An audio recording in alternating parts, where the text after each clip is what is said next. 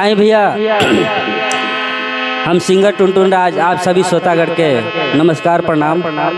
आप सबके सामने एक भोजपुरी गीत प्रस्तुत करत बानी। गीत ऐसन बा कि देखी धन दौलत ऐजे रह जाई।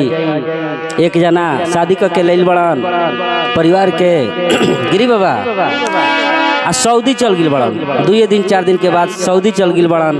अपने परिवार भी समय निखन देले। उ मौगी दूसरा मौगी से कहतिया, का कहतिया?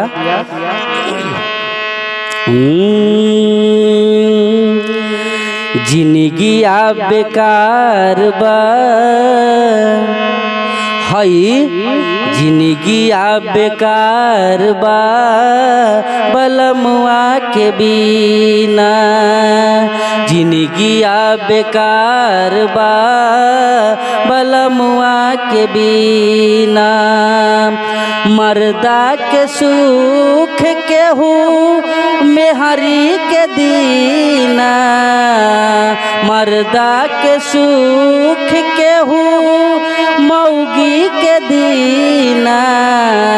जिंदगी आ बेकार बा बलमुआ के बिना।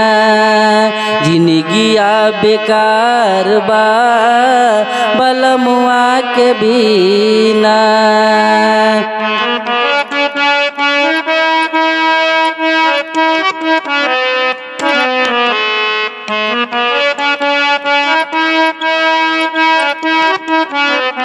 क्या बात है मास्टर?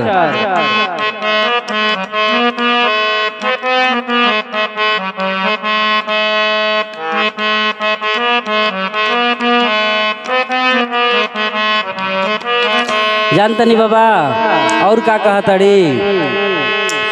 बहली वो ठेलाली बिंदिया पियावा के खोजे।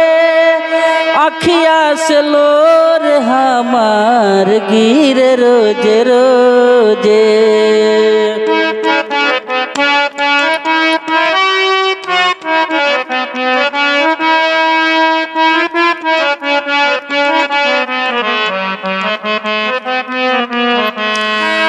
बहली बोठ लाली बिंदिया पियावा के खोजे। अखिया से लोर हमरा गिर रोजे रोजे। पानी के जरूरत कबो दूधवा करीना।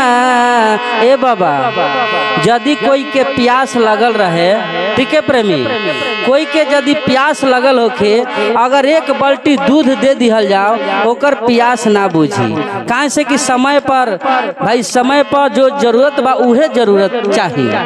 कहत या मौगी, पानी के जरूरत कबो दूधवा करीना। जिंदगी आ बेकार बा बलमुआ के बिना।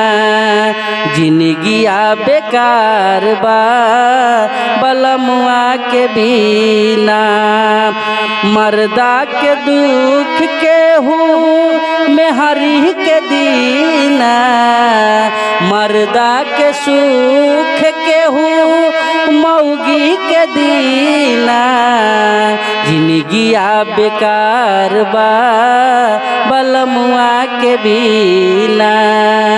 जिंदगी आ बेकार बा बलमुआ के बिना।